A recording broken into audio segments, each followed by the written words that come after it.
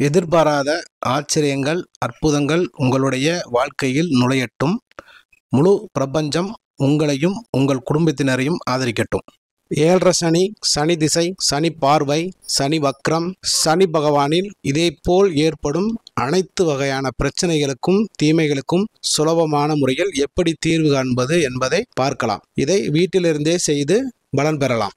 இதற்கு தேவையான பொருட்கள் என்னவென்றால், ஒரு அகலமான பாத்திரம், 200 ml கடுகு எண்ணெய் மற்றும் ஒரு மண்விளக்கு. பயன்படுத்தும் முறை பார்க்கலாம். சனிக்கிழமை அன்று காலை எழுந்தவுடன் முகம் கழுவாமல் ஒரு அகலமான பாத்திரத்தில் 200 ml கடுகு எண்ணெயை ஊற்றி நாம் முகம் தெளிவாக தெரியும்படி அந்த எண்ணெயை சிறிது நேரம் பார்க்கவும். அதாவது ஒரு 5 நிமிடம் இருந்து ஒரு 10 நிமிடம் பார்க்கவும். சனி பகவானின் பிரச்சனை உள்ளவர்களுக்கு முகம் தெளிவாக தெரியாது. ஒரு சில பேர்களுக்கு ஒரு பக்க சைடாக முகமோ அல்லது கண்ணு மட்டும் தெரியும். அப்படி தெரிந்தவர்கள், முகம் தெரியாதவர்கள் இந்த பரிகாரத்தை ஒவ்வொரு சனிக்கிழமையும் செய்ய வேண்டும். தொடர்ந்து 8 வாரங்கள் செய்யவும். ஒவ்வொரு வாரமும் முகம் தெளிவாக தெரியும் ஆரம்பிக்கும். 8 வாரம் முடியும் போது முகம் தெளிவாக தெரிய ஆரம்பிக்கும்.